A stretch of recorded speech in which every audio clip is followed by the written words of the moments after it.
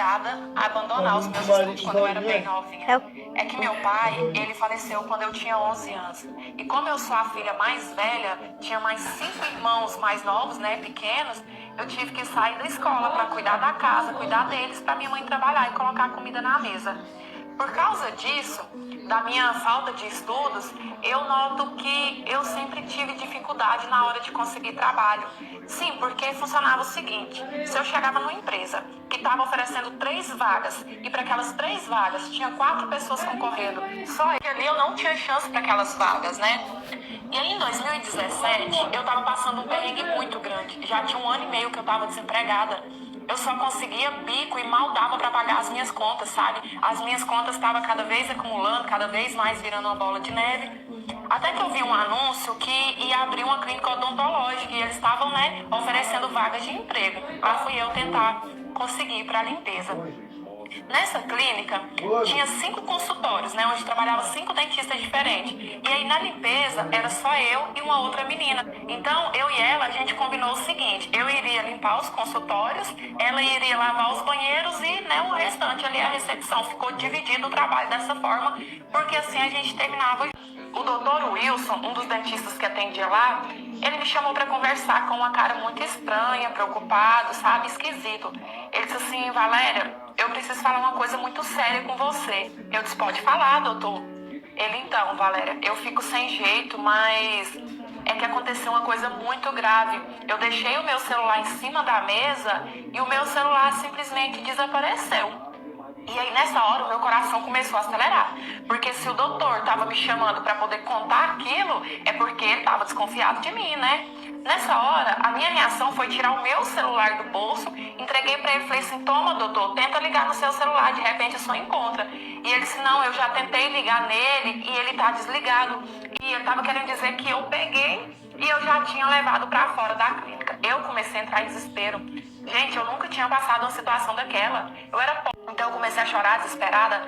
Falei: doutor, não fui eu. E ele: calma, Valéria, não tô te acusando não tô falando que foi você. Porque assim, ele sabia que se ele me acusasse diretamente e ele não tivesse provas, eu poderia processar ele, né? Então ele meio que ficava pisando nos ovos pra falar comigo.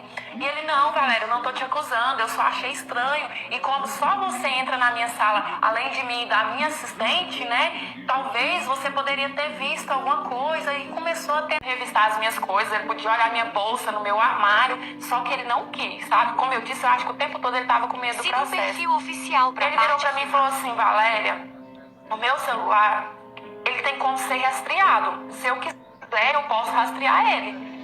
Na tentativa de me colocar medo e eu assumir, né? Não, fui eu e tal. E eu disse assim: doutor, mas se o senhor pode rastrear, por que já não fez isso? Estava quase 10 quilômetros de distância da clínica. Agora, faltava saber como e com quem esse celular foi parar lá, né?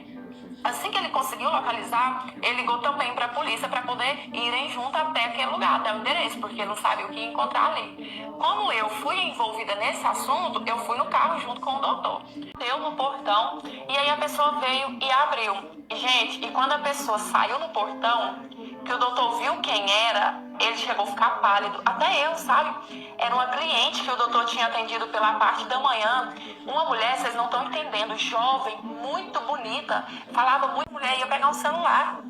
E aí o doutor saiu e falou assim pra ela: eu vim buscar o meu celular. E ela ficou nervosa, falou assim: doutor, que celular? Não tô entendendo nada. O policial falou assim: dona, vai lá e busca logo esse telefone, porque se a senhora não quiser colaborar, a gente vai ter que entrar aí e dar a busca da mesma forma. E aí, nessa hora, a mulher parou de negar, começou a chorar, entrou em desespero, falou assim que estava passando dificuldade, que o filho dela estava doente, ela não sabia mais o que fazer, e foi lá e buscou esse telefone. E aí, nisso, ela foi para a delegacia na viatura, sabe? Eu fui junto com o doutor, né, porque eu já estava com ele mesmo, e ele também foi lá para poder prestar a queixa.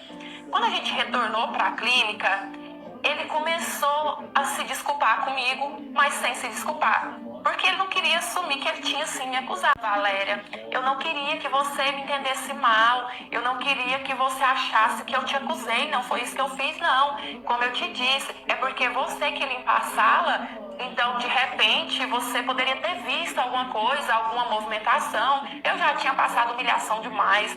Eu já tinha sido exposta demais, então eu não queria mexer com processo, com nada. Eu só falei pra ele assim, que eu seria a principal suspeita. E ele, gente, ele chegava a engolir seco de sem graça. Depois que isso aconteceu, eu ainda tentei continuar lá na clínica porque eu precisava muito daquele trabalho. Só que tava muito estranho, sabe? Quando eu pisava lá, eu me sentia mal, eu me sentia nem sair. Hoje eu vou contar